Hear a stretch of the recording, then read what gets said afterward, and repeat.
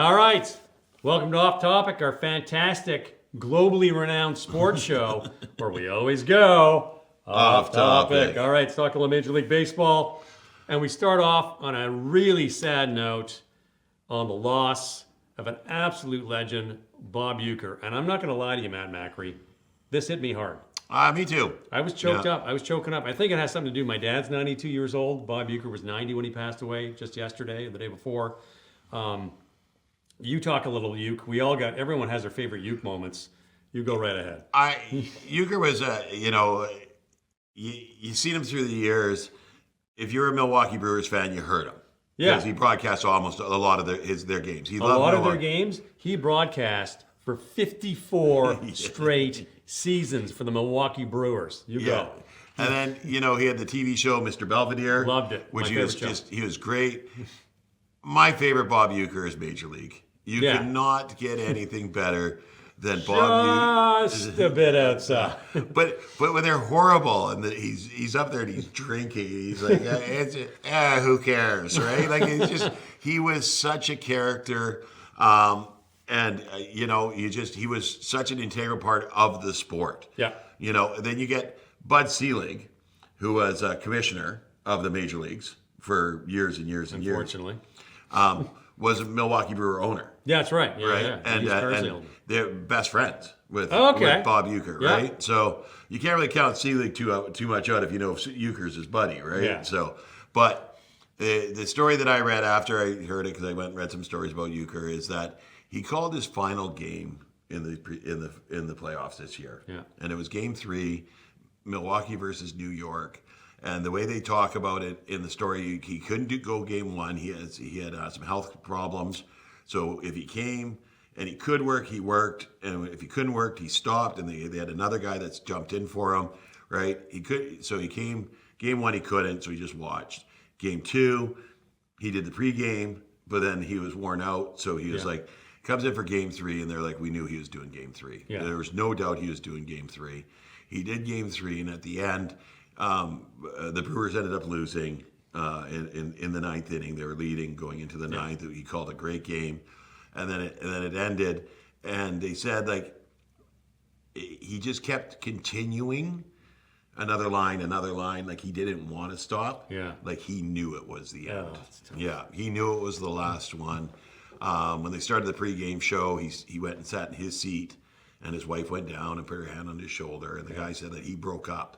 He teared up because he knew as well. Yeah. Right? So, and then now, unfortunately, he's gone. Lost him. They have his favorite seat at 422 section. Yeah. They've got a statue of him now. And in front of what's the stadium where the Brewers play? I can't even remember what it's called. It's got a corporate name or whatever. Yeah. They have a statue of him, and somebody put a can of Bud Light. Because he did the Bud Light commercials forever. And, this is a guy, this is what I love about Bob Uecker. He grew up in Milwaukee. Yeah. And he got signed by the original Milwaukee Braves out of high school as a kid. Yeah. And, he wasn't very good. He played 6 years, I think, in the pros and 6 years in the minors, and he had like a career 200 lifetime. And he made fun of himself constantly. He never made fun of anybody else other than himself. No. And he won a World Series with the St. Louis Cardinals. Yep. And my favorite story, and there's photographic evidence of this, him and Bob Gibson either got suspended or fined for holding hands in the team photo. And of course, Uecker's white, and Bob Gibson was African American. And this is like in the 60s. This is a long time ago when, interracial marriage probably wasn't even legal yet. And then they were smiling, holding hands in the front, and they both got fined for it. These big dumbass grins on their face. That was Bob Uecker. And, he had all these funny lines. He was on The Tonight Show 99 times. Yeah. Johnny Carson loved him, and he brought him on, and nobody knew who he was. He was just this funny guy from Milwaukee, right? Yeah. But he grew up in Milwaukee. He was a brilliant play-by-play guy, which is rare, because most play-by-play people started doing, right out of high school, doing radio or TV or in college.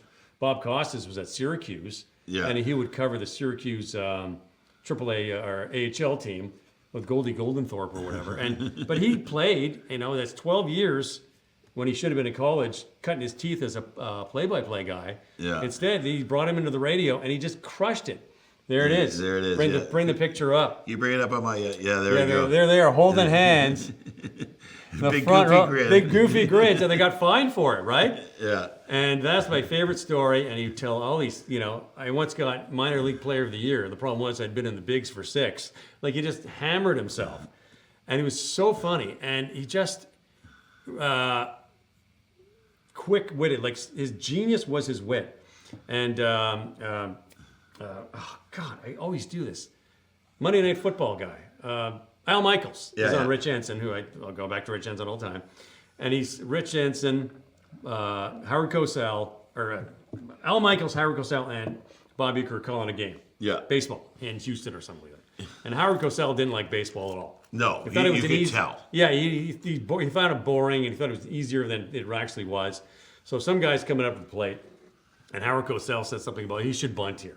Yeah. And Bob Uecker is like, realizing who he's in the booth with is like, well, Howard, in this situation, bunting really kind of doesn't make a lot of sense and blah, blah, blah. And Howard Cosell goes, you know what, Bob, don't be truculent with me. You know what truculent means, don't you?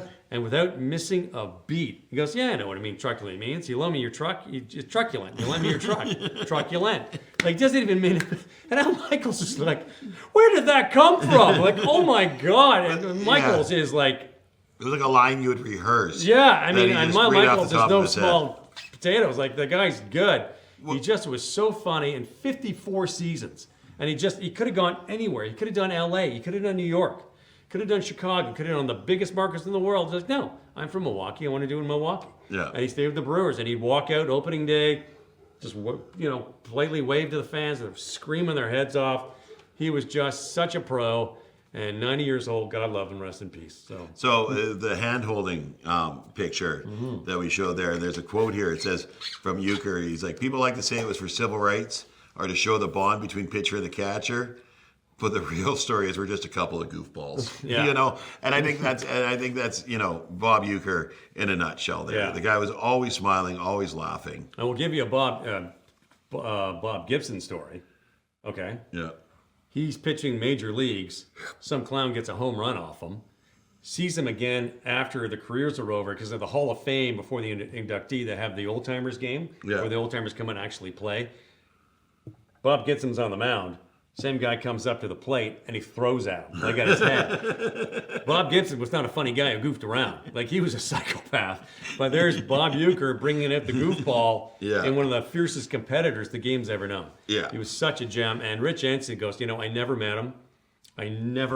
Yeah. But everybody told me he was a nicer guy in person than he was on air. Yeah. It's just, and you don't hear that. Usually it's like, the guy you see on TV is the guy you meet in person, but he was a nicer guy. He was and made a fortune off a 200 career season and being a wise ass. Like, he was great. 90 years old, rest in peace. Whew, getting choked up. Okay, let's go back to the reality of Major League Baseball. How crappy my team is, and how much I hate his team right now. You take it away. I have no words. All right, so. The Dodgers, the mighty Dodgers, have won the Sasaki lottery. Roki Sasaki is a 23-year-old phenom out of Japan that was coming over to play in the Major League, and a bunch of teams were very interested in him, one of them being the Toronto Blue Jays. And he made a phone call there and said, how's your sushi? And they're like, well, we're landlocked. And he said, I'm not coming there. It's a little deeper than that, but anyway. But and to their credit, the Jays did make a good push. They made a trade with the Braves? No, Guardians. That's right. They acquired $2 million in international bonus pool space. Picked up some dead weight. The center fielder, Miles Straw. Yeah. To take care of that contract off their hands. So the Jays did try. I think they're still waiting for the plane that Ohtani's on to land so he can sign with the Jays, because that was not the story last year that he was on a plane to Toronto. But LA, if you're coming from Japan, LA is the premium location. Number one, traveling home is shortest from LA. Right. Right. Or West Coast. But I mean, the San Diego, it's San Diego has Yu Darvish, and they brought Yu Darvish out to get him, and then San Diego dropped out. Yeah. Because they knew they weren't going to sign him. Well, Yu Darvish has a year or two left. I think he's like a year on his contract left with San Diego, and he's older. He's going to retire. You got Yamamoto, you got Ohtani. In LA, you've got a great Japanese community. You've got the direct connection between LAX and Tokyo. Like there's so many benefits to being there. You have the ocean nearby, so you get fresh sushi. Yeah. Like there's just so many benefits to going there. Plus, they're a contending team with a history of building players. Yeah. Not throwing them to the hounds. Yeah, that's right. So LA's got the best. It's weird because LA's got one of the best farm systems in terms of totality, probably next to the Yankees, but they haven't won a lot of championships. They won it COVID, God love, and they won it last year, which was just fantastic. Yeah. It was kind of a boring series unless you were an LA fan. I thought it was going to be a lot closer, but whatever, we're rambling. Yeah. But I mean, if I'm a young kid and I can sign anywhere, I'm going with this guy that's won the World Series. It's a no-brainer. Like, I'm not going to go some team rebuilding when I'm 23 years old and maybe I win it when I'm 30. I'm going to win it right now. And, the money's good, but you're going to get the money anyway. So, whatever. So, yeah. And it's not just that they won the World Series. Yeah, okay, they won last year in 2024. They won in 2020. But they're always in the playoff conversation. Yeah. If they're not in the playoffs, they're pushing to get into the playoffs. You're right. Their farm team is solid. They build from the bottom up. They do. Right? And they let they don't try and buy pieces at the trade deadline. Yeah, okay, they pick up, fill holes, but they don't try and buy that piece that's going to put them over the top. They'd rather build up and lose in the first round or two of the playoffs, and next year come back with that experience and more built up from behind. They're patient. They're a patient building team. Yeah. But, I mean, I'm 23 years old, and I'm going to play with, like, Shohei Ohtani, or I'm going to go play with Vladimir Guerrero that's going to play one more game.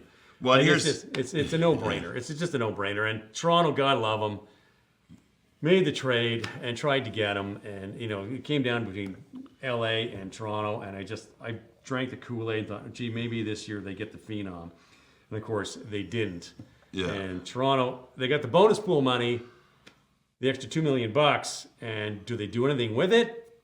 I don't think they will. I think they're going to go and get some. Last year they signed one kid out of Cuba for $250,000. He's not going to go. He's not going to go anywhere. You can't force it either, too. You got to have players out of there. But here's the icing on the cake for the Dodgers here. And it shows that Sasaki's more interested in where he is than the dollars as well. Yeah, of course. Because he's under 25 years old and spent less than 6 seasons in the Nippon professional baseball, he essentially will sign a minor league contract and follow the path of a player selected in the amateur draft, able to be optioned to the minors, scheduled to earn close to the major league minimum during his first 3 major league seasons, and unable to become a traditional free agent until attaining 6 years of service. Yeah. So they're not even paying that much money for him. They're not. They gave him $6.5 million in the international signing bonus, which typically runs from 5.1 to 7.5. The Dodgers were on the low end. They made some trades, got some of it back. Yeah. So they gave him 6.5. And that was $2.5 million less than what the Jays were offering the guys. I know. So he's coming there because it's the best situation for him. Yeah. The money doesn't really matter to him in the sense that the beautiful thing about giving a big signing bonus to a high-end Japanese player is you make that money back in apparel.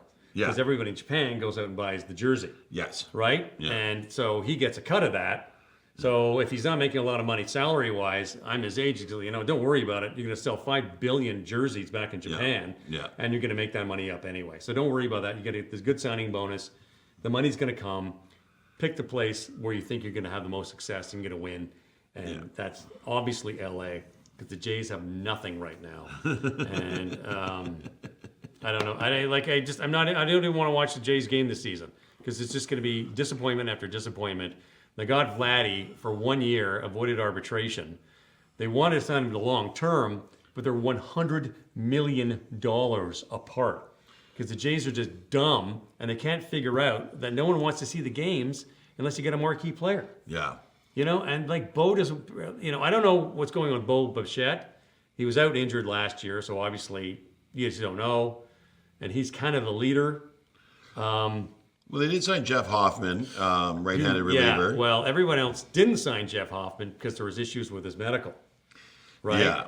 Yeah. They signed the second baseman, Jimenez, out of Cleveland because everybody wants out of Cleveland so bad you're willing to sign in Toronto. And then they got, they're trying to go for Pete Alonso and maybe get Pete Alonso, trade Vladdy to the Mets or some stupid thing.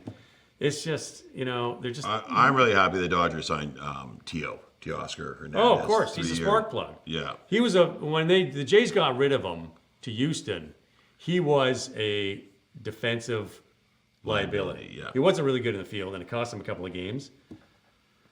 But, and they got some quality for him and stuff, but he just, he's a spark plug. Yeah. He's so upbeat in the clubhouse. Yeah. And in the dugout, that he carries everybody with him, and that's the plus side. And you can DH him, right? Yeah.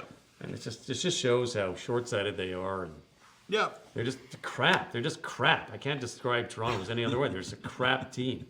And I was really excited when they brought Mark Shapiro and Ross Atkins over. Yeah. Because I thought they come from Cleveland, which were always in the mix, and they just been crap. I'm trying to be polite here. I'm so disappointed. So yeah. Anyway. So as we move through winter and into spring, and we'll get spring training going in the baseball season, summer.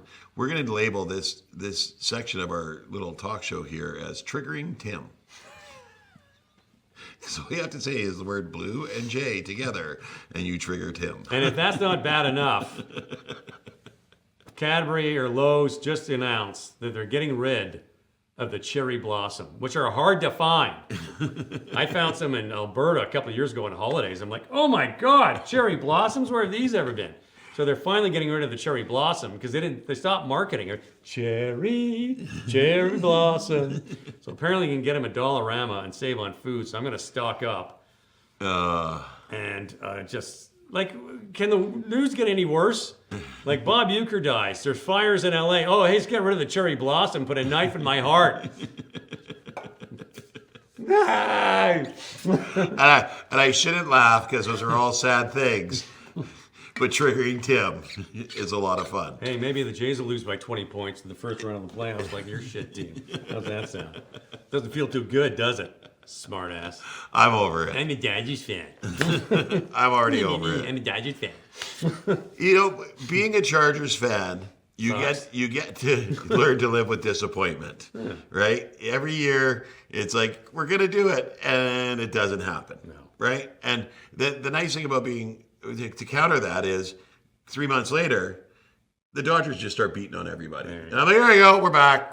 LA sports are back relevant again. See, that's what if you're living in Toronto right now, you might as well just stop watching sports because the Leafs are gone in the first round of the playoffs. The Raptors, I have no idea. And then, oh, look, Toronto. Hey, look, cherry blossoms. No, they're gone too. Yeah. So, all right. Well, let's wrap up. I know. I mean, I'm crying looking at this damn picture. Thank you for. I mean, can it get any worse? Oh, look, it can. So there you go. There you go. I'm going to go to Dollarama and load up on cherry blossoms and put them in my freezer and just keep them so when I'm off sugar until at least my birthday. Because, you overindulge in Christmas time and there's dry January. I don't really drink too much. For me, it's a sugar-free January because I eat so much. My bad Christmas started the year before. I carried the whole year. Like, it was bad. So I got to, it's getting bad. I got to lay off sugar and just let my body build insulin properly. So yeah, I'm off sugar, but I gotta get. Oh yeah, don't forget to like and subscribe. Run YouTube. Off topic. Tim and Matt.